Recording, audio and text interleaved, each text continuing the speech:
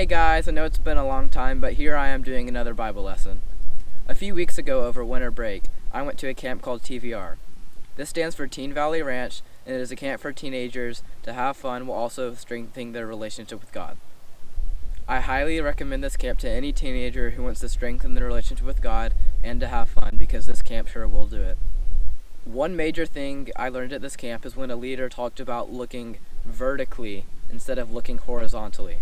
At the time, I had no idea what he meant, and you might too. Then he explained how he meant that instead of looking horizontally to others, you should be looking vertically up to God. So often we are put into the habit of comparing ourselves to others. Who looks the best? Who's the best in this? Etc. And it's not a good thing to do. What we often don't realize is that none of this matters. God sees us in a different way than any human ever could. He doesn't see our flaws. He doesn't see what everyone else sees about us. Humans will always judge each other. It's just in our nature. It can hurt to be judged. It makes you feel worthless. That's why we need to look up to God instead of comparing ourselves to others. He will always be there for us, and He outweighs all the opinions of everyone else around us. You have no defects in God's eyes. You are flawless. Thanks guys, I hope you enjoyed. See you next time.